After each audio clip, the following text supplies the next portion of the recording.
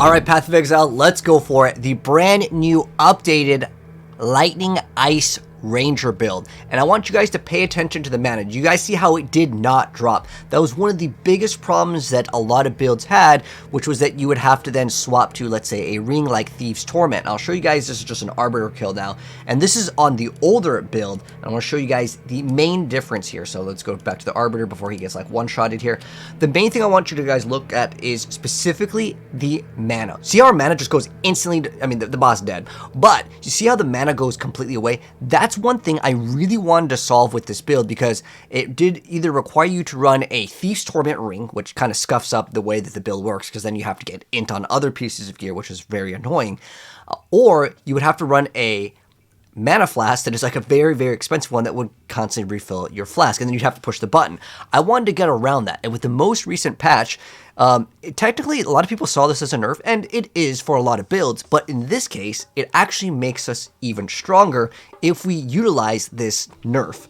So one of the most recent changes on 0.1.1 was in the skill changes, the socketed skills for the meta gems no longer gain energy. So what that means is if you have cast on shock and then you shock with that skill, it will no longer give you energy, which is in theory, it sounds like it's a bad thing. However, what we've done with the build is we added in life tap to cast on shock. This way it costs HP. And if it was on the previous patch, what would happen is, well, you would end up draining all of your life and you'd be dead.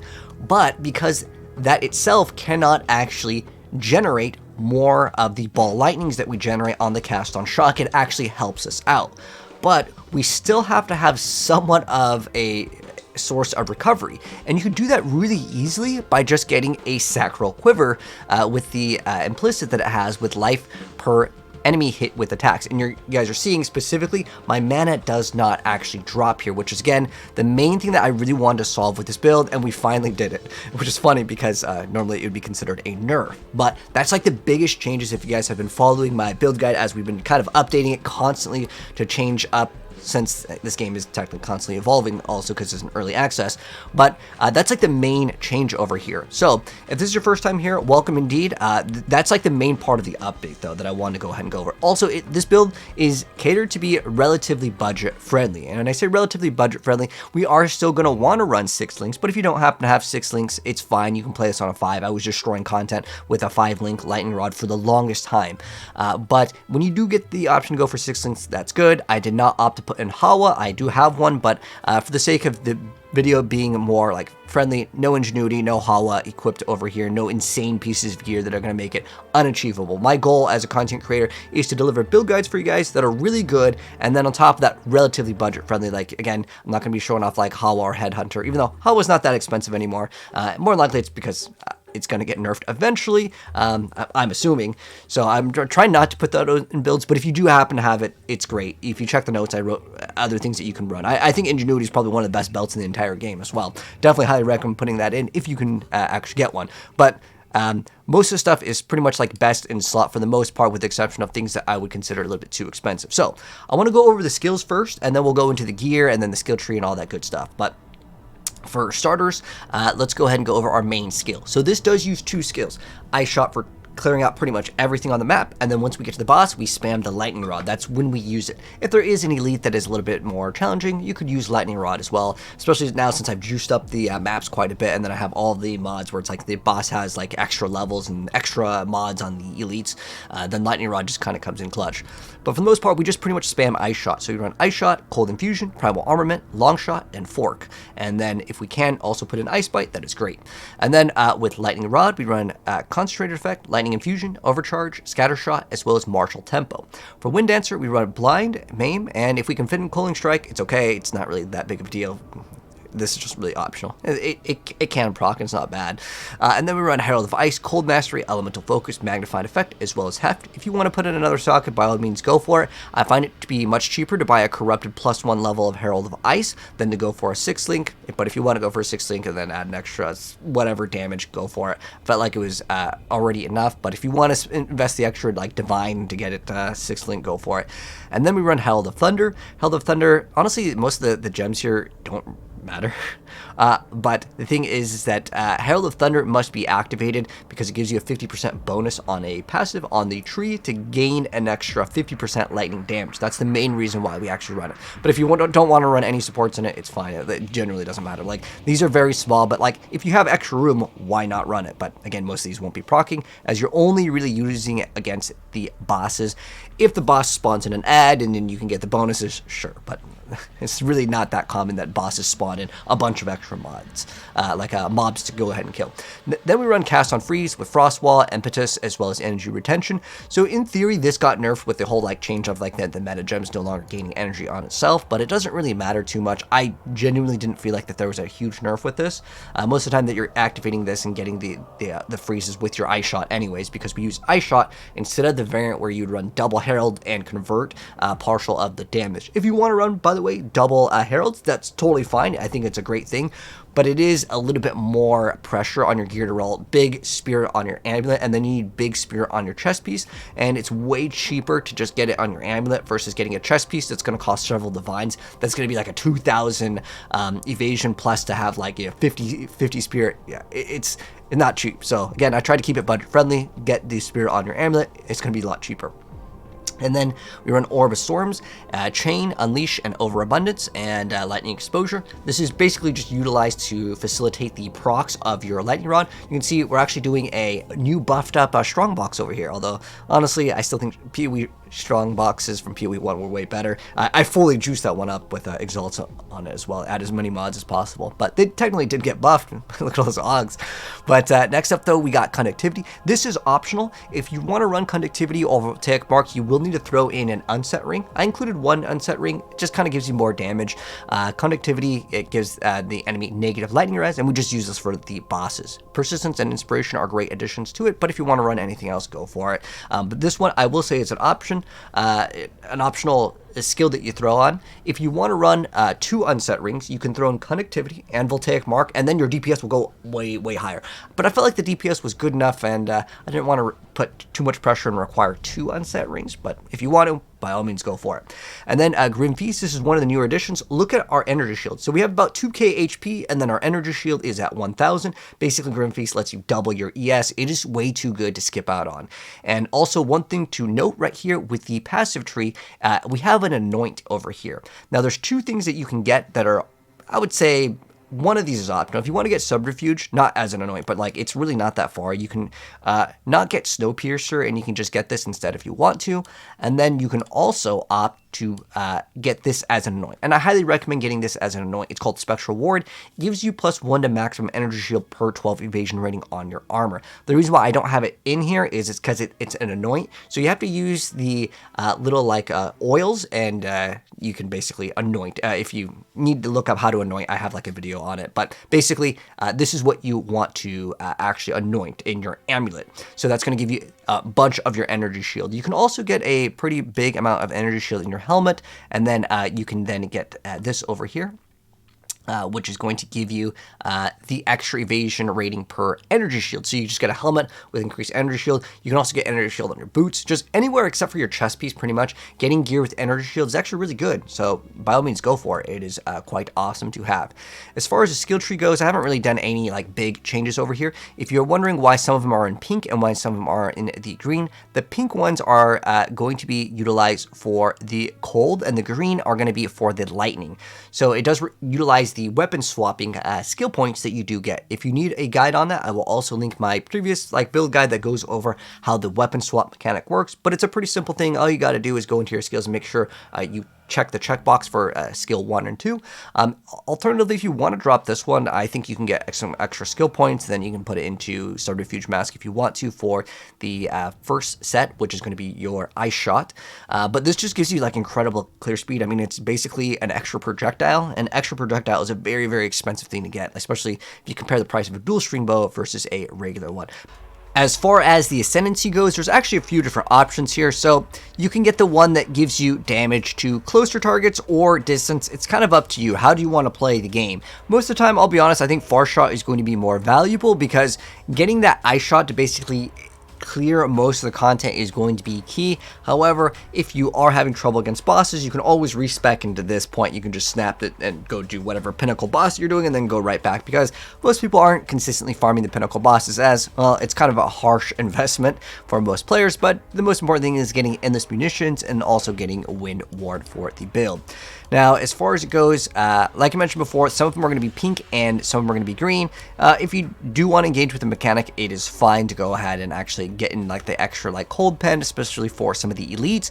But the thing on the bottom here that's important is getting all of these nodes specifically for lightning, especially since we are not playing crit. Crit is a great thing to go ahead and invest into if you are super rich, but the amount of pressure that requires on your gear to roll perfect is just astronomically high if you want to play on the crit build. But again, this is all for the lightning ones. If you need the guide, check the description. There'll be a video guide as well that will go over how to actually do the weapon swap. But pretty much this is the skill tree. There hasn't been any really big changes over here since our last iteration of the build guide, with the exception of, again, the main thing that I want to go over, just touch upon it real quick again, is Spectral Ward. So now that we went over the skill tree, let's go over the gear, as this has actually been updated. So obviously, dual string bow is the best, but if you don't happen to get one, it's totally fine. You don't really need it for an ice shot, but if you can get a dual string bow that's within the same amount of DPS, by all means, it depends. Like, I'm considering like a divine about like the price point that you want to try to shoot for as far as your bow goes.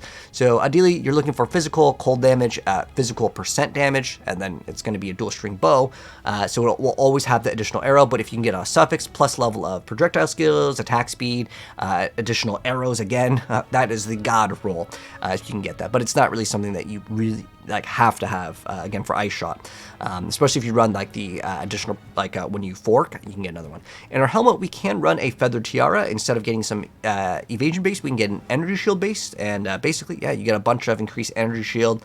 Really good stuff indeed. And then we want to run a penetrating quiver for our ice shot.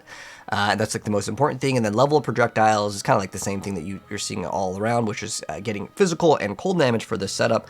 We want to run a solar amulet, ideally in total, gaining a total of 60 spirit, and then ideally if you can get some all attributes, some int, some max life, evasion rating, all those are great stats, but the main primary thing you're looking for is a total in 60 spirit. And then for our chest piece, we want high evasion rating. If we can get spirit here, this would be better, but again, I'm trying to keep it budget friendly, not like several divines per gear piece, but it would be better. And then we're running some rings over here to basically just give us extra resistances. We can also get that damage. You can get like plus cold damage, you can get flat physical, you can get cold damage. Ideally though, you'd want to try to shoot for physical, and the reason why I'm suggesting just getting physical versus cold or lightning is because when you swap your weapons, one of them you're going to be dealing cold damage and one of them you're going to be dealing lightning damage. If you could just get flat physical, what's going to happen is that you will then be able to convert partial of that for the other skill, which is awesome. But if you get flat cold damage here, what does still apply when you're swapping to Lightning Rod, because Lightning Rod converts 100% of your physical to lightning, the cold will act as another ailment, which will give you another bonus anyways. So it's really not that bad if you get flat cold damage, but if you get percent cold damage, then it won't apply, unless you have another flat amount. But you can go for an unset ring, like I mentioned before. Go for any other ring if you want to, but getting physical is kind of key here. You can get extra mana regen if you want, some extra attributes. Ideally, you can get int or dexterity in this. I just want to mention, because some people were saying like it's kind of hard to get a lot of int in the build, and what you can do to kind of solve this, you can get dexterity in your quiver as well, and then on your passive tree, instead of getting, let's say, like your dexterity, you then just get int on every single area, and it makes it much easier, because I get it, some of these require a big amount of intelligence, especially if you want to try to level them up, so that can alleviate a lot of the pressure. All attributes is the god stat because it gives you dex and int, and then it makes the pressure so much easier for your gear. And then as far as gloves go, one of the most important stats on your glove is going to be to get mana per enemy killed. You could also get this on your quiver, but ideally you just get like one high roll and then you're done. Keep in mind with the quiver, you also get the bonus effect magnified, because it gives you like your quiver effects get essentially like bonused up. So it's really good. But yeah, gloves are definitely going to be key for damage. If you can get +2 physical damage to attacks, and then on top of that, you also get increased attack speed. It's a pretty good source of DPS. And then for the belt over here, just a bunch of resistances. And if you can get something with strength as one of the mods on it, strength does give you also extra HP. Plate belt is one of the best bases, I would say, in the game, and it's going to give you like 3% phys damage reduction. It's small, but if you look at the rest of the stuff that is offered in the belt category, with the exception of the gold belt, which doesn't exist in the game, it will come out when PoE like finally launches. There's supposed to be a thing that gives you extra increased item rarity. It doesn't exist in the game. There's a lot of these like golden items, but basically it's the only one that's going to give you like a pretty consistent implicit. And then for boots, we just want movement speed, resistances, getting a lot of life and mana on different pieces of gear that can also be in your helmet. Will give you a huge boost in your mana pool, because when you get like that mana on kill, regardless if you want to get like percent mana on kill or like life on kill, you can get those in jewels, and it really makes this game just so much smoother, because I almost never pop my healing potions, with the exception of us maybe taking like a big hit in the game. It's called like a savage hit or something like that, but pretty much I never really need to use my potions as I'm mapping, unless there's like burning ground. That's like the one exception, which is one of the most annoying mods. But as far as it goes, yeah, just running the flask, where it gives you, it's the equivalent of a seething flask, is what it was called in PoE 1, but you want that instant recovery. That's the only thing that matters here. And then as far as like the mana potion, I really don't need it as much anymore, unless like I'm shooting into nothing, or it's one of those monsters that has like proximity tangibility, and I'm just shooting and then it's not giving me my mana because I'm not killing it. For the most part, I never really need to use my mana flask again, which is awesome. The only exception is maybe against bosses, but now, again, since I've used that life tap strategy, which is so awesome, it's not like I really need to worry too much about mana. But if you want to run the one that like reduces your HP and gives you even more mana recovery, it's fine. It doesn't really matter too much as far as that goes. Now remember, there's a second weapon swap. So on the second weapon swap, instead of getting this like physical and cold, you want physical and lightning. You do not need to get a dual string bow in this area here, but if you can, it is objectively just straight up better, because it's just the highest amount of DPS. But if you are trying to buy an item in the secondary category, I would say in this area, because you run scattershot, don't feel like you have to get a dual string bow. You can sometimes get a bow that is literally double the DPS for the same price, especially if you're looking at like, if you only want to spend like 20-30 exalts on a bow. Heck, I was running a bow that was 20 exalts, and I was still able to clear up pretty much the entirety of the game, even doing like 81 plus in the map difficulty, in terms of like making the map harder, and then also adding the boss levels on the Atlas passives. Again, you don't really need to even go to a 6-link, but the lightning rod one is what deals so much damage anyways. But your ice shot one is something that you do kind of want to invest a little bit more into, as it's like your main source of DPS. As long as you're still one-shotting things, like you can see pretty much most of the things are dying in one hit, and then they kind of explode and they kill other things. As long as you're able to do that, you don't really need any more DPS. So you can then opt to run a dual string bow and lower your DPS for better clear speed, because there's kind of a give and take with a dual string bow. Basically what it comes down to is they're objectively the best, but they are also the most expensive. But you don't have to have, again, that for the lightning setup. So if you can get a way better bow that gives you literally double DPS, go for it. And then we want to run a sacral quiver. So on the ice shot, right, we want the penetration, and then on set number 2, which is with our lightning rod, we don't need that penetration to go through the targets, because it literally goes up and hits on the ground. We want to run a sacral quiver because of that gain life per enemy hit with attacks. And we do not need like any mana on kill, because the only thing we're killing with this is usually just the boss. So don't try to get like mana on kill, even though like right here I put mana on kill. It's great on your quiver for the ice shot, but on your sacral quiver for the lightning setup, you do not need that at all. The only thing that's really important, I think, on the quiver with the lightning rod is specifically you have to get a sacral quiver. Okay, that is like not negotiable at all. Increased damage with bow skills is great. To be honest, the bonus levels on lightning rod only increase the DPS by a very, very, very small amount, and also makes your mana cost go up. So if you want to opt to not run it on projectile skills, it's fine. But on ice shot, it is absolutely key that you get plus a bunch of levels. That's why there's a lot of like plus levels of projectiles. I have a +2 in my amulet, by the way, but ideally, yeah, if you get a +3, it's going to be a lot more expensive. But again, I try to keep it budget friendly.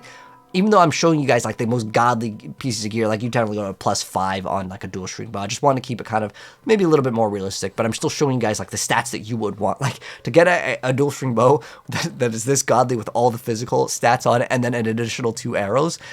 Yeah, we're looking in crazy divine territory. I do not have that in gameplay. I don't even know if do I show my bow off? Okay, it doesn't. But basically, my bow does not have all of these stats, just to keep realistic. It doesn't have any of the suffixes. It's pretty much just the prefixes over here, and that's what's giving us most of our like damage. That's the most of the important things on your bow that are going to be important are going to be getting that percent physical and then that flat physical. And if you can get cold, another bonus. But that's going to pretty much wrap it up for the build now that we've went over. And check the notes. There's a lot of notes, and I go over a lot of other things if you want to swap. There's a lot of jewels in the build. You can't like make jewels in like the planner, so look out for these. The most important things is to really get that bonus to attack damage, because attack and elemental damage are the greatest. But if you get like projectile damage or like something with bows, the thing is that some of the things might not activate on certain conditions. Like on the Herald device, you just want as much like attack and elemental damage as possible versus getting some of the projectiles, because that technically isn't a projectile. It's just kind of like it explodes on it. It might not have the certain tags of like, you know, the bows or whatever. So that's why attack damage is kind of one of the stats. I put those like in the notes over there. But anyways, that's gonna wrap it up. So the build still works because I want to update you guys. I know we've been playing a lot of Diablo because of the new season, but I still want to update you guys on PoE, and we will still be playing a lot more PoE in the future. It's just with the new season of Diablo. Yeah, we've been kind of playing that. But you can see the boss over here. Once we get it set up, the boss will absolutely be deleted. And I'm just so glad that we don't have mana problems anymore, because it was a really annoying thing that you'd be out of mana when you would fight certain things. But you can see this map was pretty, well, I guess you can't see that with the mods because I didn't hit tab, but like the map was juiced up over here, so the boss was quite tanky. But this build will basically delete all of the bosses, with the exception of the pinnacle bosses, within like 2 or 3 seconds. The pinnacle bosses, they have updated it, and now they don't really want you to one-shot or one-phase it, because they want you to kind of play the boss properly. But the build is capable of doing all forms of content. You could increase this build even further. Again, hobble would be a great thing. It's like the gloves there. But if there's any suggestions for this build, definitely let me know down below. As long as it's within like some sort of budget. Don't be like, yeah, dude, just throw the Astromentis, okay, or Ingenuity. I get it. I'm trying to make sure that the build is relatively like beginner friendly to acquire all the gear. Anyways, that's the update. The planner will be linked down below. If you're watching this on TikTok, it will be in the link in the bio. It'll have all of my build guides for this as well as Diablo. But anyways, that's gonna wrap it up. If you guys enjoyed it, drop a like, sub if you're new, and if you want to see an update to more future builds. I think this build is pretty much like done at this point. I get it. We can add a little bit more into it and make it even more powerful, but it's going to cost too much. At least that's my thought process. But if we do have any upgrades, let me know, and I can update this with maybe like the final version. But as far as where this is basically where I'm pretty much satisfied with the build, and I'm going to move on to other build guides in the future, other classes and stuff. Anyways, stay tuned for that, and I'll catch you guys in the next video. Have a good one. Peace out, Exiles.